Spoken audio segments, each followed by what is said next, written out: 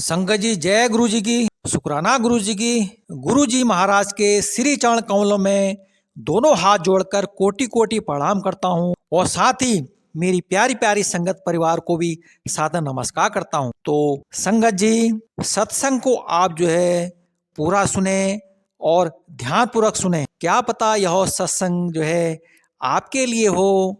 तो यह गुरुजी महाराज का जो सत्संग है, आप इसको गुरुजी महाराज के चैनल में जो नई नई संगत जोड़ी है, आप इसको जरूर सब्सक्राइब करें और साथ ही आप जो है शेयर भी जरूर करें, ताकि गुरुजी महाराज की ब्लेसिंग आपको और आपके परिवार को हमेशा हमेशा जो है बनी रहे। तो संगत जी, सत्संग शुरू करने से पहले मैं मंत्र का जाप करता हूँ। ओम नमः शिवाय, शिव जी सदा सहाय। ओम नमः शिवाय, गुरु जी सदा सहाय। ओम नमः शिवाय, शिव जी सदा सहाय। ओम नमः शिवाय, गुरु जी सदा सहाय। जय गुरु जी। तो संगत जी, जो मैं ये सत्संग सुना रहा हूँ, यह जो है एक ओल्ड बहुत पुरानी आंटी का सत्संग है। तो आप इसको जो है ध्यान पूर्वक और दोनों आंखों को बंद करके ध्यान पूर्वक आपने जो है सत्संग को सुनना है। क्या पता संगत जी यह सत्संग आपके लिए हो। ठीक है ना संगत जी। तो संगत जी, आंटी का सत्संग है। आंटी बोलती है, मेरे पति को जो है न्यू जिंदगी दी है गुरुजी महाराज ने। आंटी बोलती है कि 2007 में मेरे पति मानेश्वर गुड़गांव से आगे जॉब करते थे और उनकी काफी दिन से रोज रात को 12 बजे चलते थे ऑफिस से और 2 बजे तक वह घर पहुंचते। तो जब आंटी के पति ऑफिस से छूटने के बाद चलते थे तो आंटी को जो है अंकल जो है फोन करते थे कि मैं ऑफिस से चल रहा हूँ। आंटी बोलती है, तो मुझे अंदाजा हो जाता था कि पहुंचने में जो है घर तक जो है 2 घंटे जो है लगेंगे। तो संगत जी, 20 फरवरी 2007 का दिन था जब रात को आंटी को फोन आता है। 2 बजे के करीब आता है, एक भैया का टेलीफोन आता है कि लाल रंग की गाड़ी है और गाड़ी का नंबर फलाना फलाना है। आंटी, क्या ये आपकी कार है? तो आंटी ने बोला, हाँ जी यह मेरी कार है। तो भैया कहते हैं, इस कार का बहुत बुरी तरह से एक्सीडेंट हुआ है। तो आंटी ने उस भैया से बोला, उस कार में जो बैठे हुए हैं मेरे पति से मेरी जो है बात करा दो। तो उन भैया ने बोला, वो इस कंडीशन में नहीं है कि आपसे बात कर सके।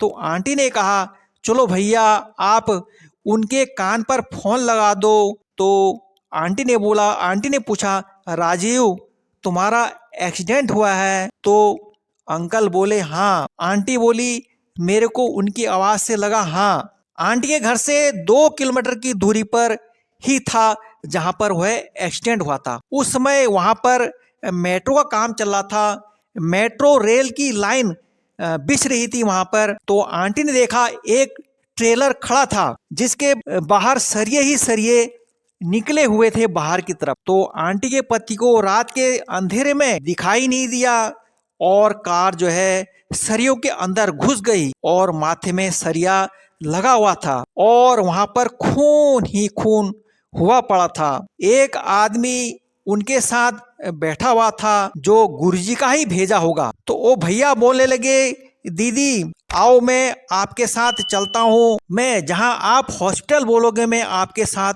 चलता हूँ, क्योंकि आप ड्राइव करोगे तो मैं भाई साहब को पकड़ लूंगा क्योंकि ये इनकी कंडीशन बहुत खराब है। तो आंटी बोलती है, हमारे घर के पास एक हॉस्पिटल था, नाम जो है हॉस्पिटल का दीपक हॉस्पिटल है, वहां पर लेकर आई।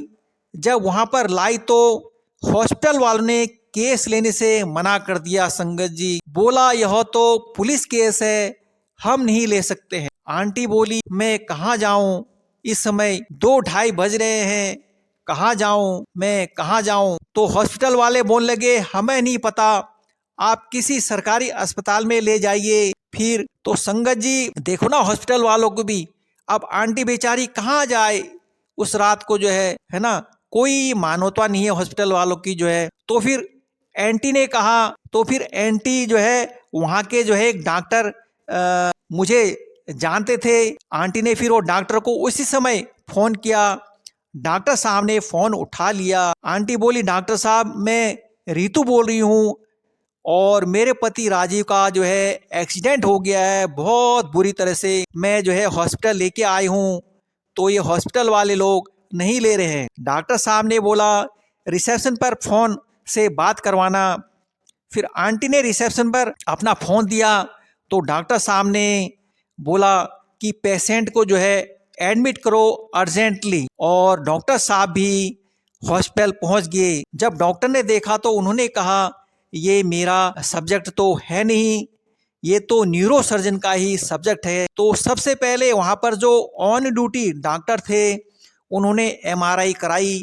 एमआरआई कराई तो आंटी को बताया कि इनके सिर के जो है 5 टुकड़े हो गए हैं, क्या होगा हम कुछ नहीं कह सकते हैं। और आंटी के पति धीरे धीरे बेहोशी की हालत में चले गए संगत जी। तब तक आंटी जो है गुरुजी महाराज से प्रार्थना कर रही थी। संगत जी प्रार्थना कर रही थी गुरुजी महाराज से कि गुरुजी आप बोलते हो मेरे से मांगो मत, माना करो बस। पर गुरुजी मैं अब आपसे मांग रही हूँ, मेरे पति की न्यू जिंदगी दे दो, मेरे पति को न्यू जिंदगी दे दो। यह तो जा रहे हैं मुझे छोड़कर, मेरे 2 छोटे छोटे बच्चे हैं, मैं क्या करूंगी, कैसे रहूंगी। फिर आंटी जी कहते हैं मेरे अंदर से जो है एक आवाज आई कि सब ठीक होगा। लेकिन डॉक्टर जो बोलते थे कि यह बहुत क्रिटिकल है, इनके बचने की उम्मीद नहीं है। फिर मैंने गुरुजी महाराज से बहुत प्रार्थना करी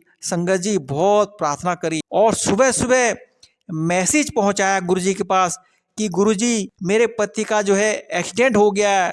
तो फिर गुरुजी महाराज को एंटी को जो है मैसेज आया कि डॉक्टर भेज दिया है यहाँ पर और ठीक करा लेना, और मैंने तेरे पति को न्यू जिंदगी दे दी है। यह सुनकर आंटी को थोड़ा मन अच्छा हुआ। तो जो है आंटी को जो है एक और आंटी बोली कि ये गुरुजी के भेजे हुए डॉक्टर हैं, अपने पति की सर्जरी यहीं पर करा लो। तो आंटी ने कहा मैं सोच रही हूँ कहीं अपोलो फिर या मैक्स हॉस्पिटल में शिफ्ट कराने के लिए।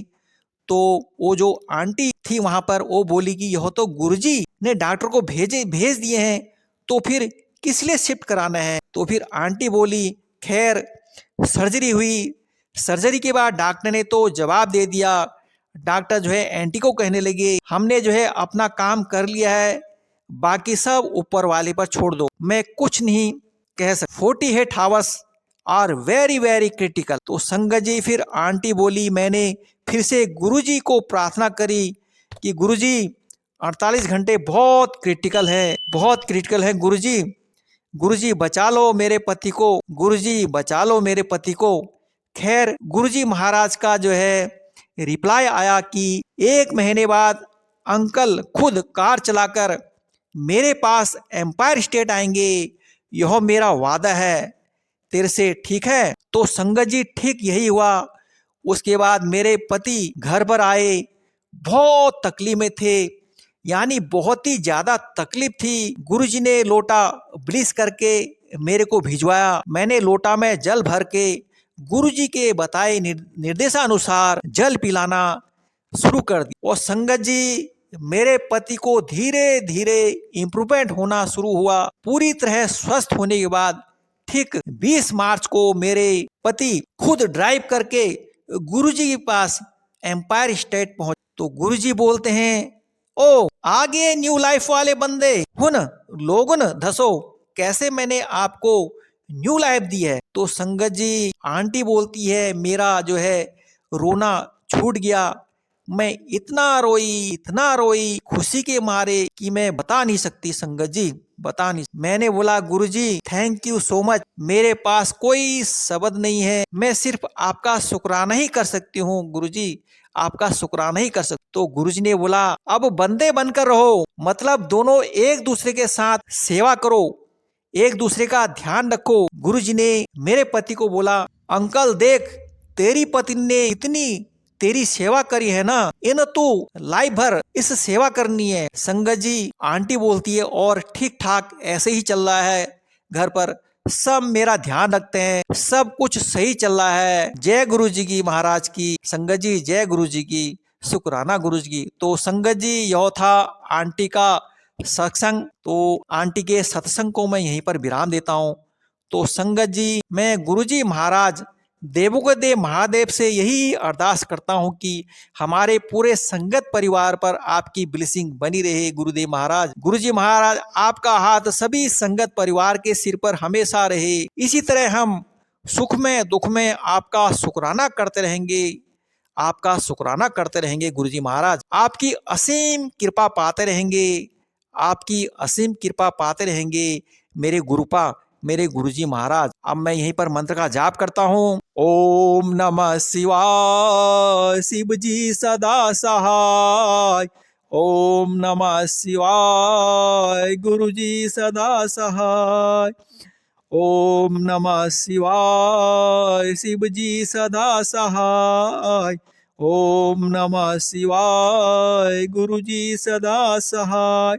जय गुरु जी की, शुक्राना गुरु जी की, हर पल का शुक्राना गुरुदेव मेरे महाराज।